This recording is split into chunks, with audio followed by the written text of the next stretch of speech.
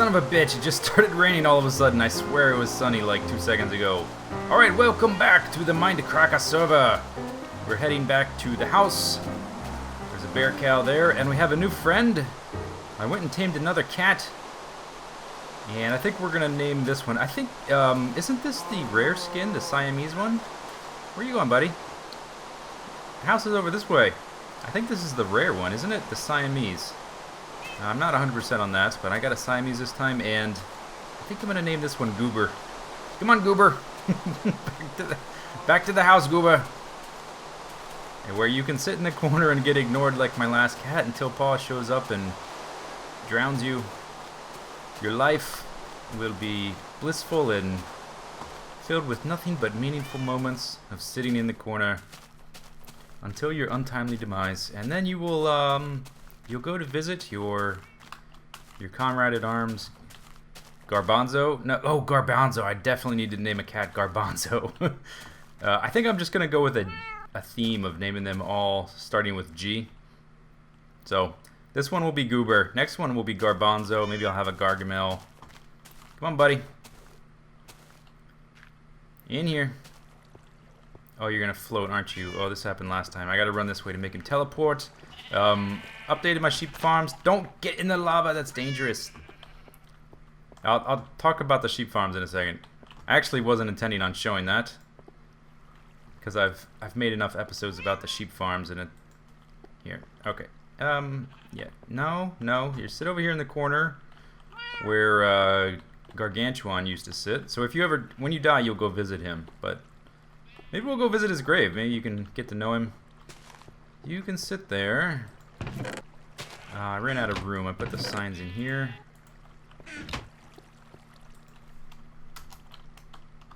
Goober. And your next brother will be Garbanzo. That's a perfect name for a cat. Let's put the fish away in here. So you may have noticed I've updated my sheep pens. The whole sheep shearing system I set up was just, it was too laggy and inefficient. It was a nice idea, but didn't really work out in theory, and I found that stupid chicken getting loose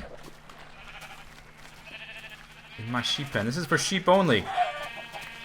This is like, I guess, like the Milby orgy, Milby orgy party right now. If you don't know, we have a new Mindcrack person on the server.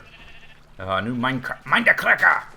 Milby, all the way from Wales, has joined us. So he traveled a long way to join us, all the way from Wales. So anyway, I destroyed all the walls, and I ended up with a lot more space. All those walls dividing the pens and the paths dividing the pens took up a lot of space, and now there's more space. I actually have more sheep in here. The problem was that with the way, another stupid chicken. They're jealous of this big open pen. The way that the mobs work, they tend to get mixed up when you load the game, and so I would get, come on, get up here. I would get animals mixed up, like right here. Is this glitched or is he really in here? Animals get swapped out if the wall's only one thick, and I was constantly having to re-dye. I was constantly losing them. They would just disappear mysteriously. I had to rebreed them to keep my numbers up. And since I've done this, I stole this design from Nebris. He does this water thing to keep them. Apparently they don't like the water, so. But they do like to play in the water over on this side for some reason. I don't know exactly why. There's a big, deep body of water on this side. I wonder if they're attracted to that for some reason, because they always seem to want to go in this direction. Or maybe that's just part of the AI. They always want to move in this. What was it? North? I guess that's northwest. They always want to go northwest for some reason. I don't know why.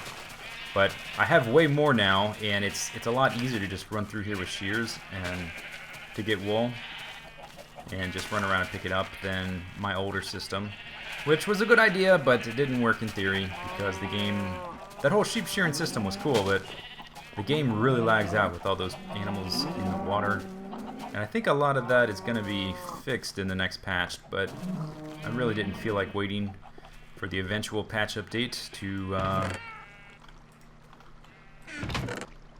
to have an efficient working setup. So anyway, today we're going to be doing some work on the lens. We're going to try and develop the... Let's see, I don't need that. I don't need any of my good picks. So let's only use iron picks up there. I have a pretty decent stockpile of tools now. I've got a silk touch and four fortune picks, 3 of which have unbreaking 3, and then just a efficiency 3. And I've got a knockback looting sword and a sharpness 4 knockback sword. And then these guys. I wish you could, if you could dual wield Bane of Arthropod swords, I would totally do it. Got a respiration thingy. Anyway, so let's take some iron. I did quite a bit of caving. Found a mine shaft and a few ravines because I was real low on iron, and I've done a pretty good job of destroying that I've made up. I had, I think twice, I think I had 32 or 40 iron blocks, and I've used them making pistons because pistons take a ton of iron. Alright, there's 4 of those.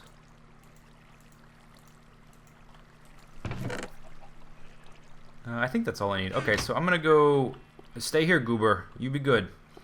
I'm gonna go drop my 2 levels, which isn't much, into my pick, into the enchanting table way over here. And then I will meet you at the lens, and we're gonna work on the alchemy shutter. Yeah, here we go. Ready to start some construction. We're gonna be working on the alchemy shutter. And I'm going to put a box down there just so I can have a bunch of supplies on hand.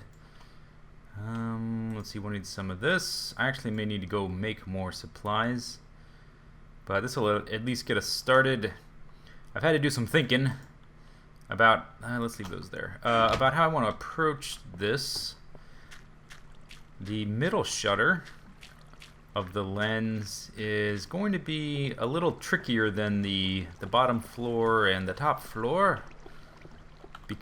mainly because of the diagonal pathways right here. So here is the furnace shutter of the lens, the bottom floor.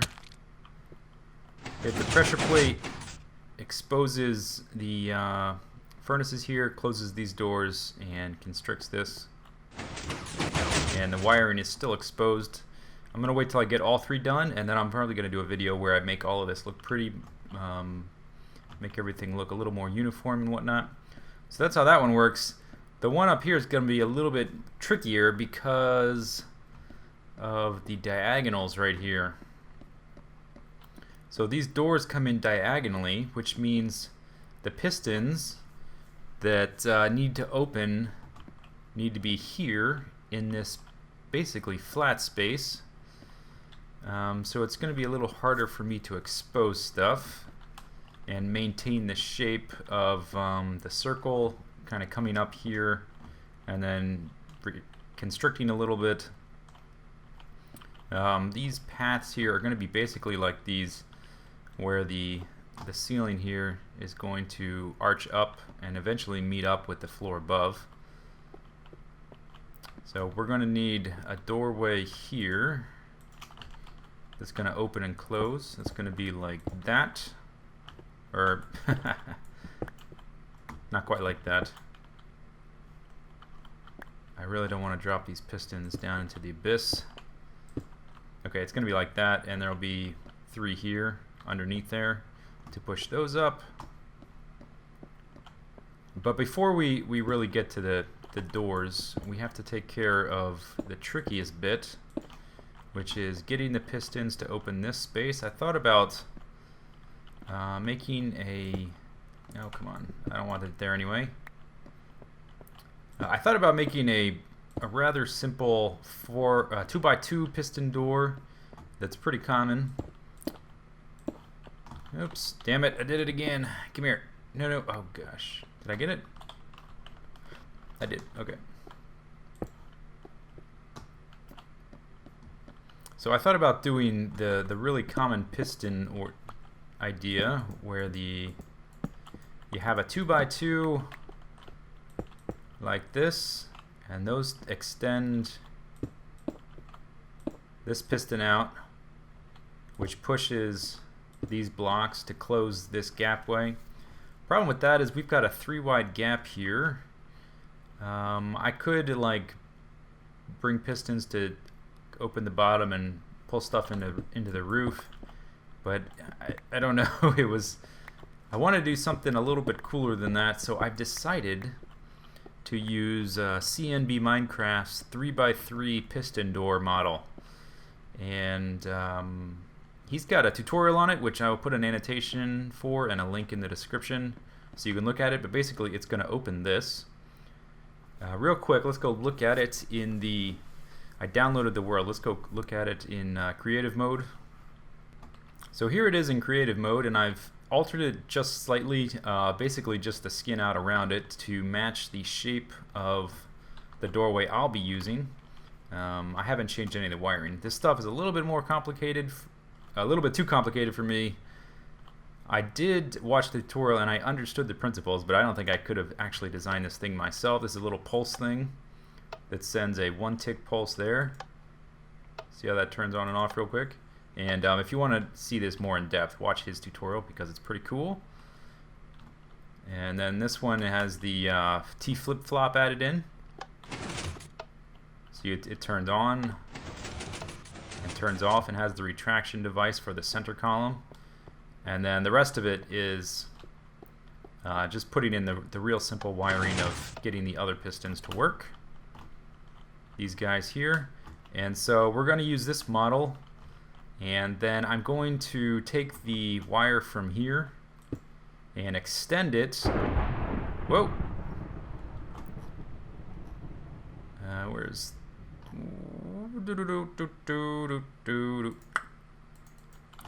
So what I'm going to do is I'm going to extend it with a repeater, and then I'm going to chain that out to the doors closing the passageway and all the other pistons I need to use. Okay, first update. I built a platform down here for where the bulk of the wiring needs to be underneath. And I'm basically just doing it in phases the same way he describes in the tutorial. This is a little pulse limiter. Does a 1 tick pulse there. This delays here, and this is instant, so it goes through here. Powers that, that powers that, that goes up there, that powers this, which powers this, which powers that, which is going to send the rest of the stuff up. Or at least some of the stuff up there. And the pressure plates are going to be set up like this, and more or less. I'm going to have to add a repeater to make sure each pressure plate can send power all the way around to all 4. And the pressure plates are going to be up there, but you can see that they send a little 1 tick pulse to each of these repeaters right here. Yeah, that one works. That one works. That one works. Okay, next phase. And update number 2, I've added the circuit which controls the most complicated bit, which sends the 2 block column up through the center and retracts it back down. Basically what happens, and again, look at the tutorial for more in-depth stuff because his knowledge of redstone is far, far greater than mine. The bottom piston is here, the top piston is there, and they're going to shoot blocks up. Blocks that are going to be here and here are going to be extended up here. And this just controls the piston timings to get them to send it up and retract it. You can see how that pulse each time you do it. Sends the power. Alright, next we're going to add some pistons to do what I just described. And to get the pistons in there to work right, it's actually pretty simple. I've done it 3 times now, so I should be able to do it fairly smoothly the 4th time. You want one facing that way, 2 there. Need a bit of redstone there. There's a repeater under here, going to power this piston, which is going to push sandstone over here. Those pistons are going to push up. Let's see, I think that's it from up here. Then we can jump down here. Need a piston there. That. We need sandstone. 2 cobble there to hold a repeater. And a switch to turn the repeater on. That acts as a flip-flop. When it goes up like that, I think that's it. Yeah, see now there's 2 there. And then when the reverses, it pulls them back down. Let's watch it again. You can't really watch from down here, but there they go. Try and get up there as quick as possible. Yeah, I can't see it in time. Let's wire it up so that we can actually see what's going on though. So let me grab this and put it where it's going to be. Let's see, the ones below are right here, I think. But now that we've done it this way, we might be able to make them a little bit more recessed. Or maybe we still want them here. Maybe we'll put them there on all 4. Once you get here, yeah, sure. Why not? At least for right now, we can do it like this. So that is right there. So it's going to need power right there. Get my redstone going. Like so. Go ahead and disconnect this. I just want to play with this one right now. This guy, that's where the input goes. Pressure plate should be set up right. There it goes. So the bottom piston pulses and pushes the block up here. Then this piston pushes the sandstone here. Then the bottom piston pushes it up again too high, and then when it reverses, the bottom piston, that one down there, pushes this one up and then pulls it back down to get these blocks. Like that. Alright, next we need to add the ones around the edge, which is going to be a little more straightforward. Brief update. I'm having a lot of trouble getting this to get wired up right. The principal problem are these pistons here, which constrict this opening when we open and close the shutter. The problem is I can't put repeaters here and power that wire like I did before because of all of this wiring for the 3x3 door. Oh look, Milby joined.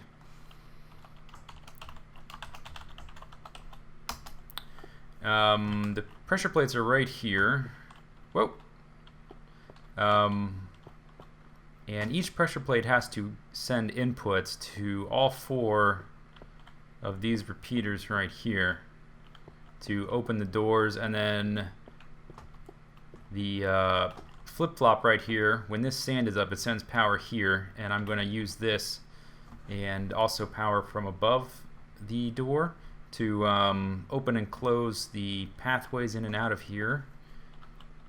I may have to abandon this to get rid of these because I don't know how to turn them on and off and also send power from the pressure plates to these repeaters. I don't think it's going to be possible with the way this is set up. So I think I'm going to have to abandon the constriction for this floor just because of how much space this is taking up. So I'm going to have to, I'm going to have to get rid of all these. So I removed the pistons that were going to constrict this opening, and it got much simpler. So it should be wired up to be able to turn these on and off. The doors are still incomplete. I just wanted to get this wiring set up first. So it starts here. This would this would block there. That one and that one and that one are going to be the 4 pressure plates. So it starts a spiral that starts here, runs around here, connects with that pressure plate block, repeater to extend the line, 3rd pressure plate block, comes around to the 4th one, comes down and does another spiral to send a signal to each of the 4 things. Let's test it out. I haven't done any timings to make them to turn on and off simultaneously. But it's just a test proof. What did they call it? A proof of concept, I guess. Whatever.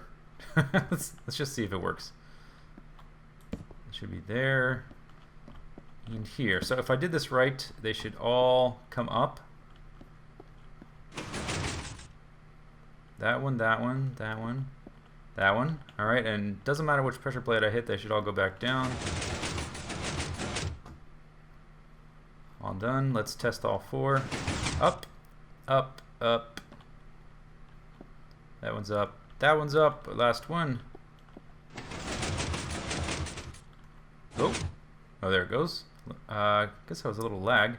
All right. Anyway, that works. Lovely. Oh. What's going on here? Did I not finish this? Or did it bug out? I may not have finished these off. No, it just looked right. I wonder if some lag did something there.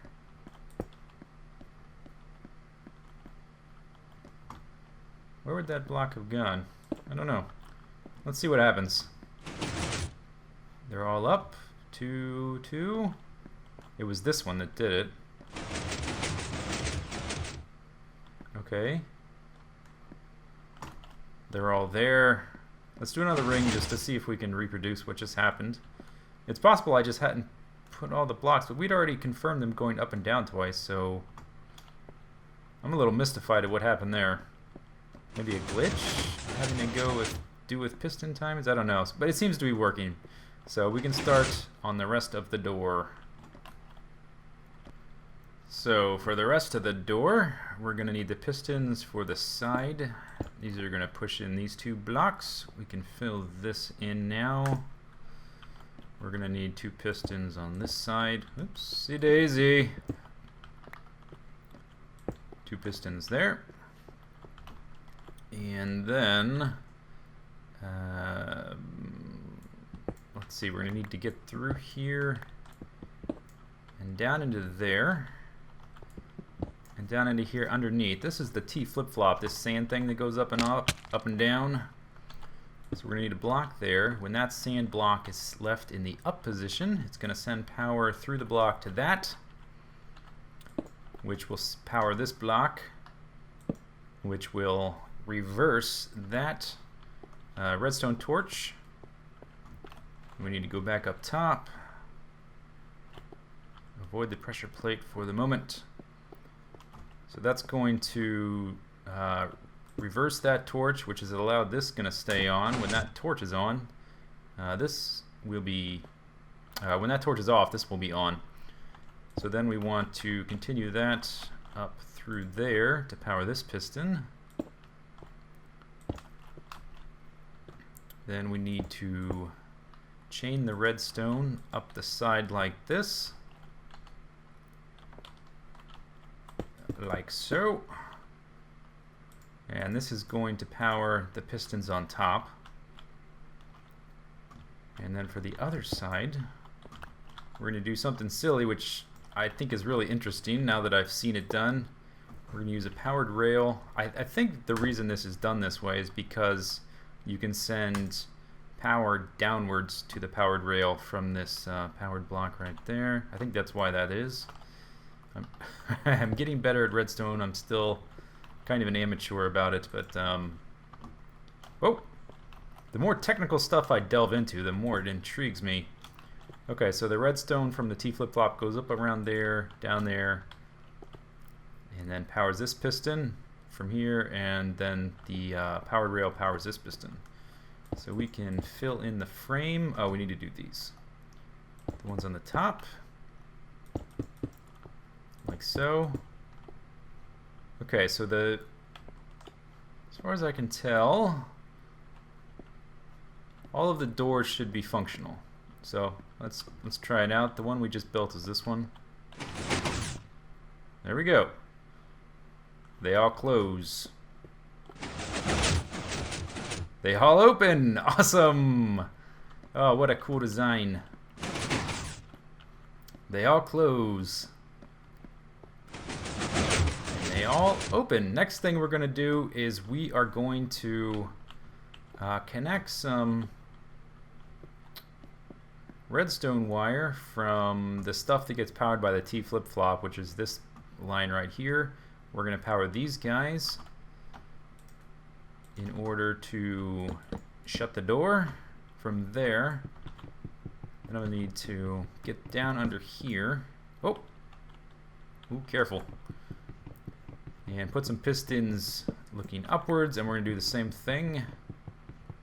And I think I'll just do this on the fly instead of editing it out, because I edited out a lot of this video. Pachow, pachow. Okay, and then let's, to get an idea of what this may look like, let's build up these a little bit. Oh, oh, I was under something. Like that, and then we'll do the same on this side.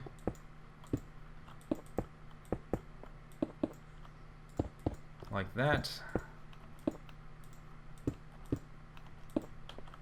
Just so. Okay, then we need to power these guys. Whoopsie daisy. Okay, this works.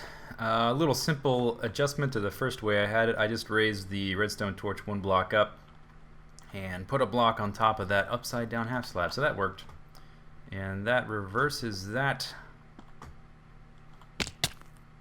Yep.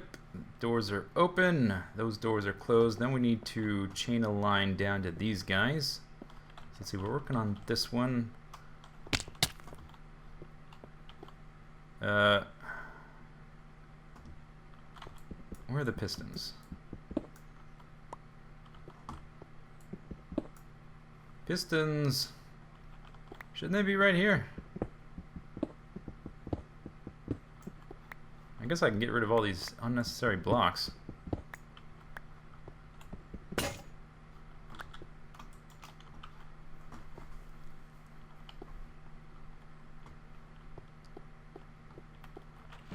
Maybe I didn't put them in. That's probably the most likely scenario, is that I haven't put them in yet. No, I have. They're there.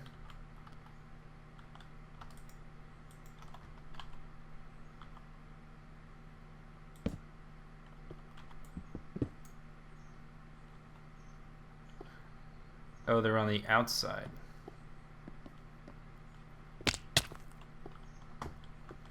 Okay, that's why I couldn't find them. They're through here.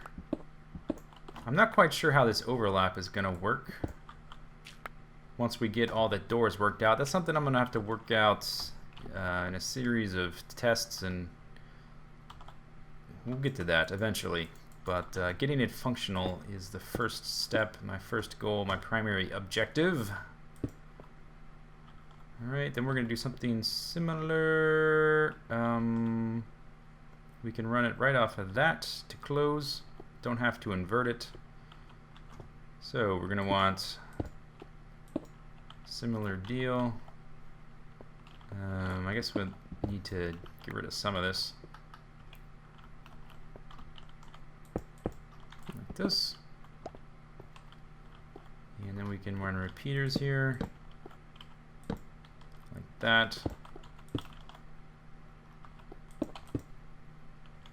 And then we want to use that power right there to connect these guys up.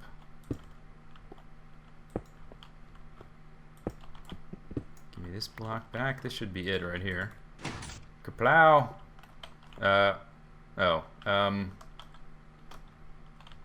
Okay. Kunk kunk. There, that works. Alright, so now we're going to need to do that for all four sides. Oh, shoot. And I see a flaw in the system already. Oh, I broke this to... Let's see, I broke that to get that out of the way, so we can put this back. But we're going to need to use a... There's a half slab here. We're going to need a full plank. There. Turns out I'm not going to be able to finish all of this in this video. It's this I'm not sure how much of this is actually going to end up in the video, but this video took a long time to record. But here's the underside of the Alchemy lens, or furnace. Now, here's the underside of the Alchemy shutter, and here is the top of the furnace shutter. And somehow I've got to connect this wood here up to this wood here, and phase out this sandstone in some way or other. So that's something to work on in another video. And then up here, if I can jump off here, I've started to reach this one up too, and I won't connect this one to there until we've done that level. And just done some basics with the alchemy chambers. This is a little too basic. I want to dress it up a bit. I might have this water coming out of the ceiling or something. That would be cool. But it needs to be a source block there. Probably have some boxes with different reagent supplies, that kind of thing. Or maybe dispensers, haven't decided. And we've got 4 of them on each side, so we've got 8. Whoop, shit, I hit the pressure plate. Open back up, open sesame. Thank you. So we've got 8 right now. I could add more, but that's the way it is right now. And I did a little bit of work on this guy. Reaching him up to there because the diagonal passages are a little tricky. Oh, I just barely didn't hit that. So next time I think we're going to go to the Nether and look for some glowstone, because I need to start thinking about the lighting of this place. One thing I'm thinking of as just a glimmer of an idea. If you notice, when this closes, this gets real dark. So I have this little bit of an idea just occurred to me to have a glowstone lamp, maybe here and here, that only turns on when this closes. Because when it's open, you could have some static lighting maybe out here or something. So that's just an idea. Anyway, I hope you guys enjoyed this video. Hope it was fun to watch or whatever. See you guys next time. Bye.